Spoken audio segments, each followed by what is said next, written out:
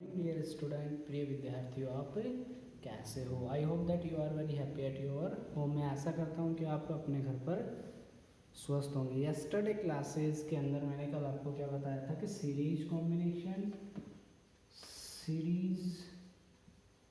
Combination के बारे में पूरा डिटेल से पढ़ाया था और उनके कल कुछ न्यूमेरिकल के तो मेन आपकी सीरीज कॉम्बिनेशन के अंदर क्या होती है, आपकी करंट क्या है, is always same. Always same current है वो आपकी क्या रहेगी, सेम रहेगी। सेकंड बात आपका potential difference is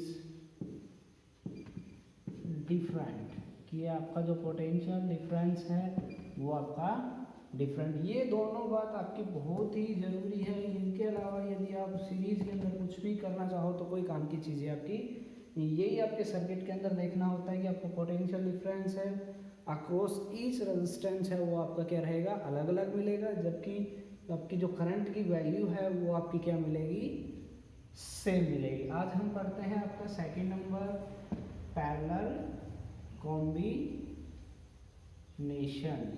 of resistance. की पैरेलल कॉम्बिनेशन क्या होता है कि ऐसा कॉम्बिनेशन जिसके अंदर क्या हो, आपका सभी रेजिस्टेंस एक दूसरे के क्या हो, पैरेलल कनेक्टेड हो, वो कॉम्बिनेशन आपका पैरेलल कॉम्बिनेशन ऑफ रेजिस्टेंस कहलाता है। तो it means it is the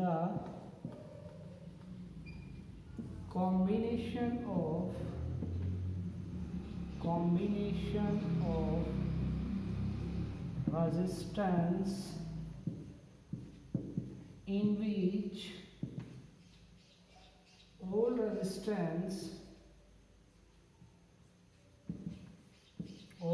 resistance is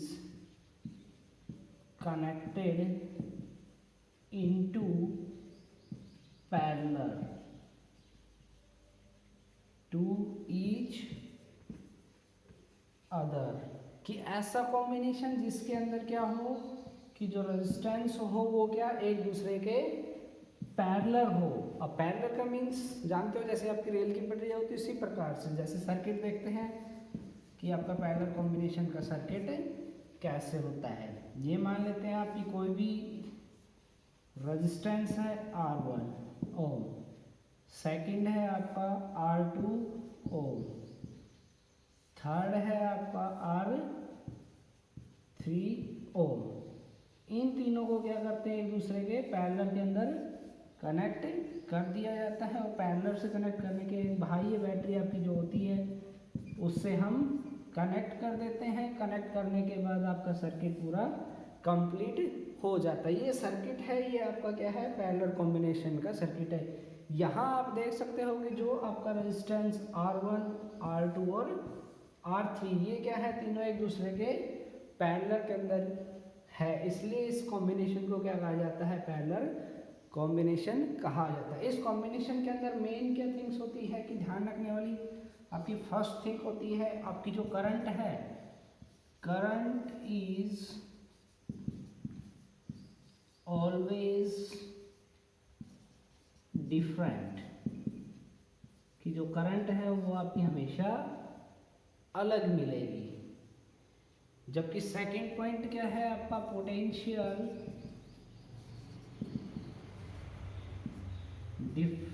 potential is always equal.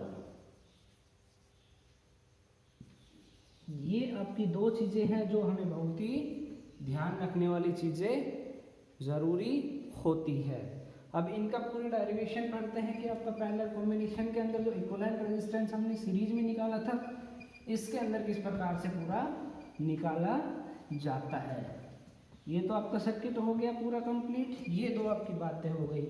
अब यहाँ से हम पढ़ते हैं कि आपका जो ओम है, ओम के नियम से from Ohm's law V equals to IR और I बराबर में V अपॉन में R। तो यहाँ फर्स्ट अक्रॉस जो आपका रेजिस्टेंस है कि सर्किट के अंदर जो अपना सर्किट था उसके अंदर यहाँ आपकी करंट I1 थी, यहाँ आपकी करंट I2 और यहाँ करंट आपकी I3। इस प्रकार से हम रेजिस्टेंस को फिर से बना लेते हैं कि आपका अच्छे से समझ आ जाएगा।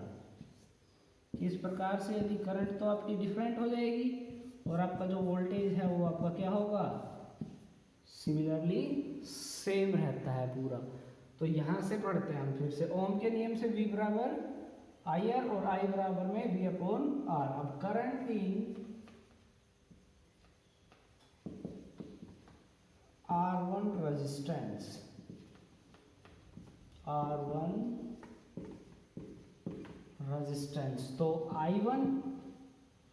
I1 यहाँ R1 के अक्रॉस रेजिस्टेंस कितनी आपकी करंट कितनी होगी I1, R2 के अक्रॉस कितनी होगी, R2 के अक्रॉस I2 और R3 के अक्रॉस I3 रेस्पेक्टिवली, कि जो आपकी करंट है वो रेजिस्टेंस R1 के अंदर I1, R2 के अंदर I2 और R3 के अंदर I3। तो I1 कितना हो जाएगा आपका V सेम अपॉन में R1 सेम। इसी प्रकार से current in R2 resistance I2 बराबर में V अपॉन R2। इसको इक्वेशन नंबर 1, 2, 3 और सेम इसी प्रकार से R3 के लिए I3 बराबर V अपॉन में R3, इक्वेशन नंबर 4। अब क्या करें, इक्वेशन नंबर 2,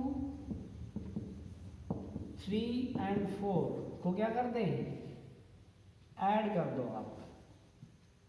एडिटिंग करेंगे तो एडिटिंग करने के बाद टोटल करंट कितनी हो जाएगी, I टोटल बराबर में I1 प्लस में I2 प्लस में I3, क्योंकि हमारे पास जो करंट स्टार्टिंग में आई थी वो कितनी थी, I के इक्वल। तो यहाँ से आप निकालो I की वैल्यू रखो I1, I2, I3 की। I टोटल बराबर V अपॉन में R1 प्लस में V अपॉन R2 प्लस में V अपॉन R3। तो I टोटल बराबर V कॉमन 1 अपॉन में R1 प्लस में 1 अपॉन R2 प्लस में 1 अपॉन R3।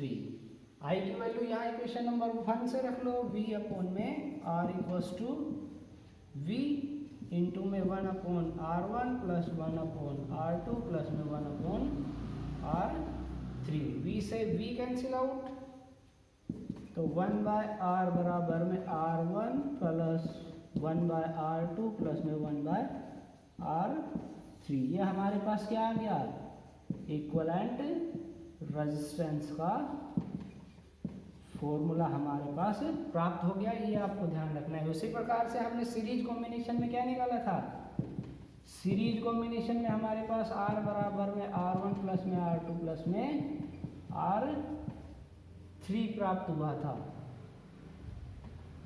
यह हमारे पास प्राप्त हुआ था सीरीज कॉम्बिनेशन में।